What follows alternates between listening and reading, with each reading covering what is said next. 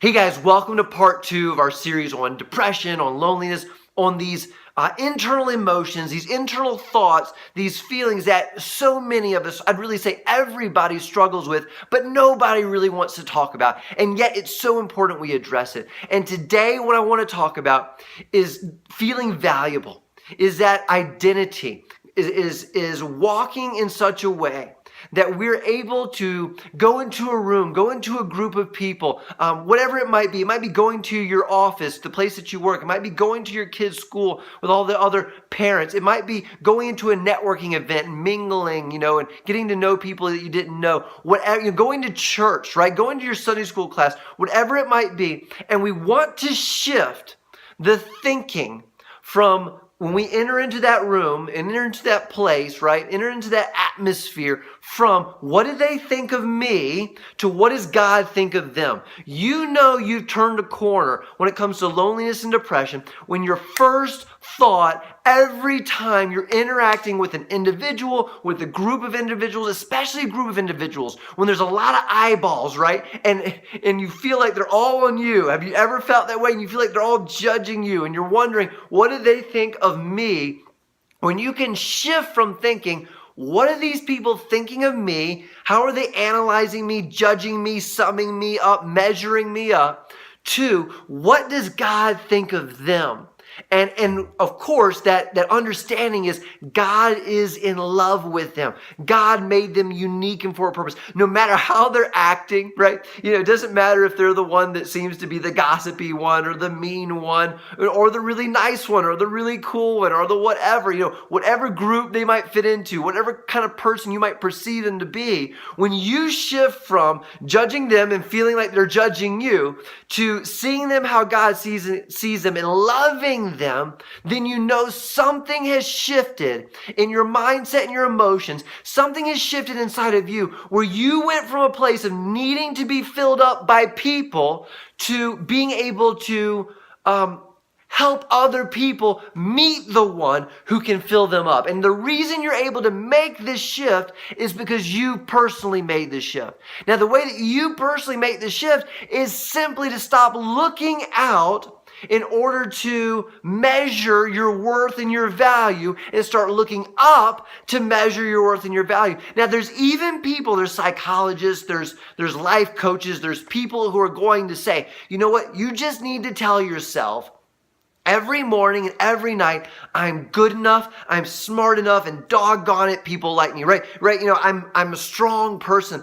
I am smart, I am fully capable. Whatever I do, wherever I go, I'm going to be successful.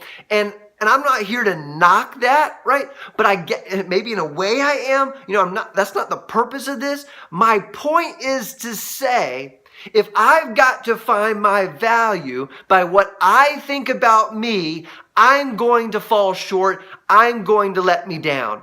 Okay. But if instead I can find my value based on what God thinks of me, then He'll never fall short. He'll never let me down. His love will always be enough. Here's what I think is key. So I heard somebody once say that we've always traditionally defined identity as the perception I have of myself and then living from it. The perception I have of myself and then living from it. And man, what if that perception goes like this on a daily basis or a yearly basis or whatever, right? I'm not perfect.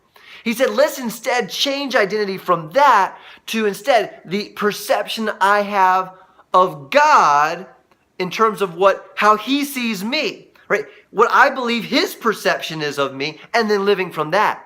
If identity is instead how I believe God sees me and living from that, I'm going to be living from a place of perfect love. I'm going to be living from a place of the perception of my Creator for the created instead of the perception of the created for the created, right? Does that make sense? And that is much more powerful. When I can come to a place before I ever entered the church or the school or the job or the networking event or anywhere where there's people, even when I walk out of my bedroom and I see my family, if I can enter these situations, if I can step out into the world every day from a place filled up with God's love, seeing the way that He values me, not the way I value me, not the way I try to convince myself to value me, but the way that He says He values me, and actually experience it, not just believe the words, but experience His love for me and His value for me, then guess what? I can shift from a place of walking into a place and needing to be filled, and therefore all I'm thinking is,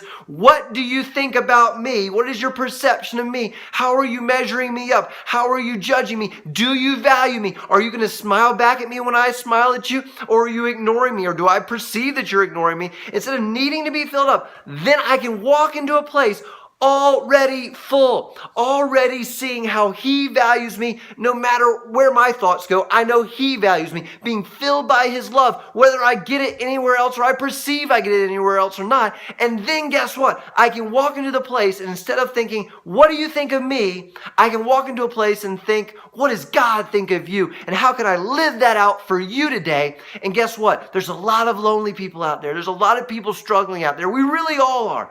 And instead of being a taker where you're really never going to be filled up anyway, you can be a giver and pour God's love into people's lives. Now that's exciting and that's good stuff. All right. Thank you guys.